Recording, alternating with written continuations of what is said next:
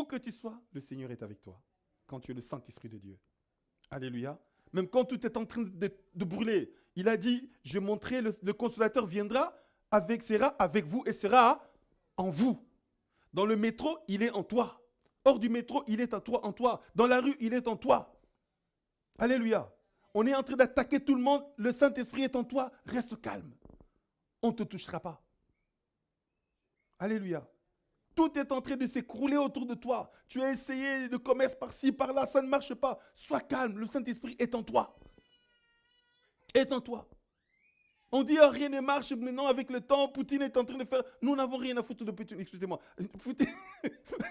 Le Saint-Esprit est en nous. Alléluia. Sa vie, lui-même, son souffle de vie, la vie qu'il a, il n'est pas le maître de sa vie. Il ne sait même pas il va se réveiller demain.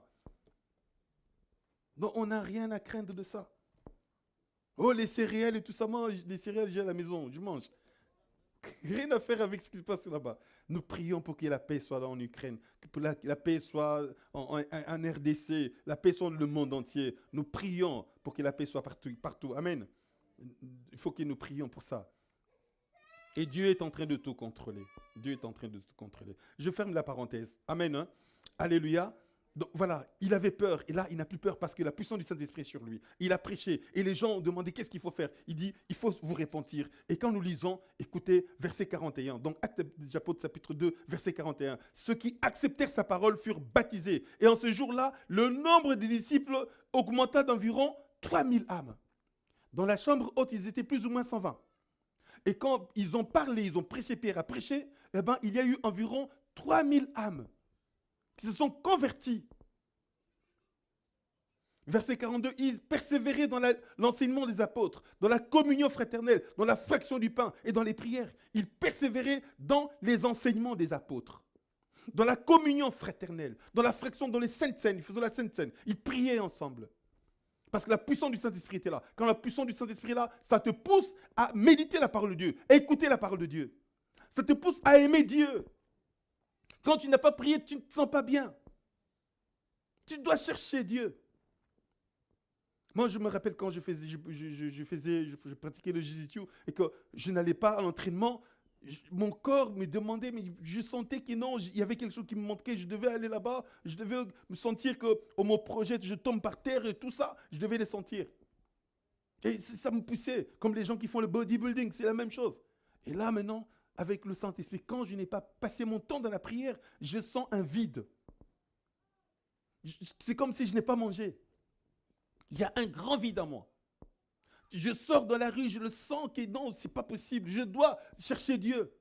L'Esprit de Dieu qui est en moi me pousse à ça. À chercher le Seigneur. Je dois méditer la parole de Dieu. Je dois m'agenouiller. Quand je n'ai pas fait au moins 1 heure de prière, je ne sens pas ça. Je dois le faire. Passer du temps dans l'intimité avec Dieu. Quand je me lève le matin, je prie quelques 5 minutes ou 10 minutes. Je ne sens, ma journée n'est pas bonne.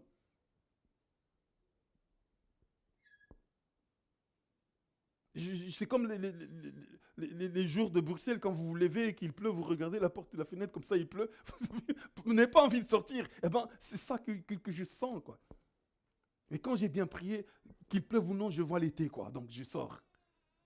Alléluia. Et c'est ça. Et j'ai une assurance que le monde ne peut pas donner.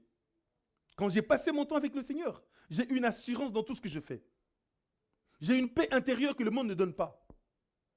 Je suis dans la rue, je me sens fort. Pas la force physique. Mais je sais qu'il est en moi, il est avec moi et je n'ai rien à craindre. J'ai cette assurance-là. Et quand tu as le Saint-Esprit, ça te pousse à chercher Dieu. Ça te pousse à aimer Dieu. Ça te pousse à passer du temps avec Dieu. Alléluia.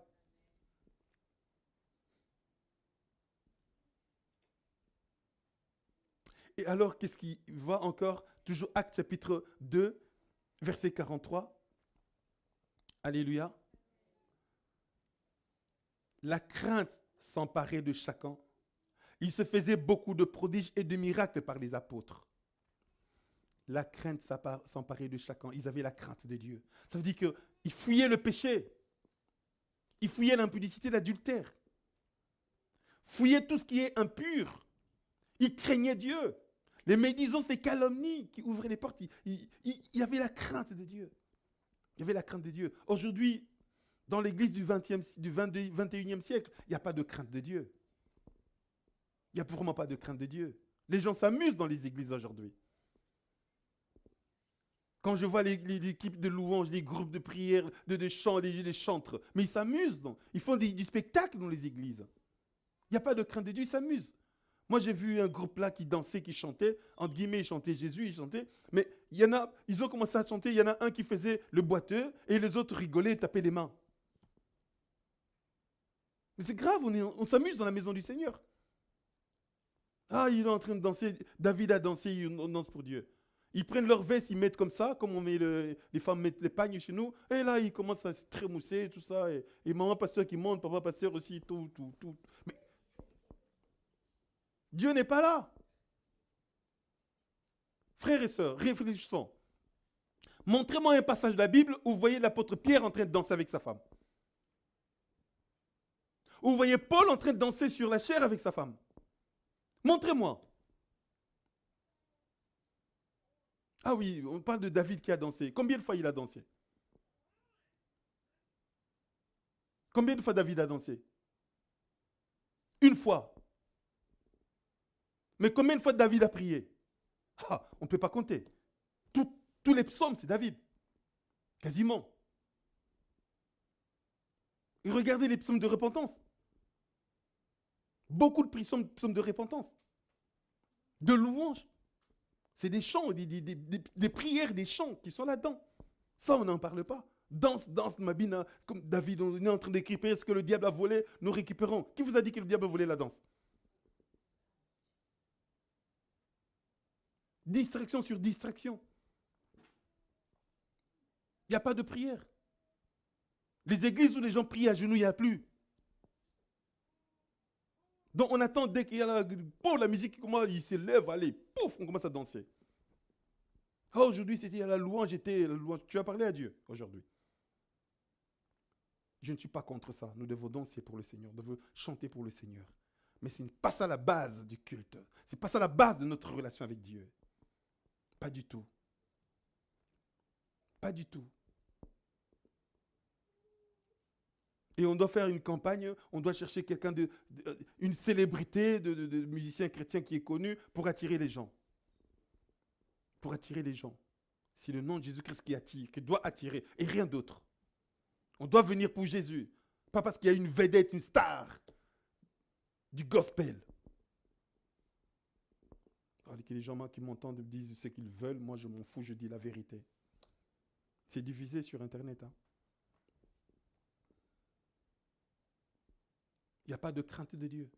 Pas de crainte de Dieu. Scandale sur scandale. Si c'est chez ces musiciens chrétiens, scandale sur scandale. Mais on continue à les applaudir.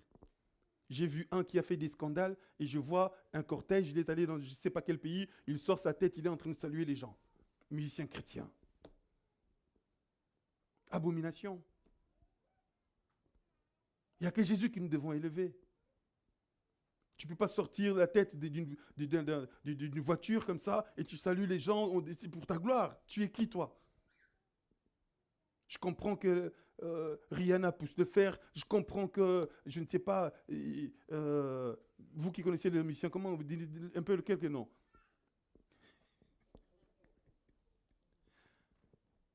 Beyoncé puisse le faire, Wenge, des gens de Wenge, comment, Werason, tout ça, puisse, Koffi Olomide. Mais toi, tu chantes Dieu, tu veux la gloire? La gloire, c'est à Christ. Et les gens acclament. Il est là, il fait comme ça. Je ferme la parenthèse. Alléluia.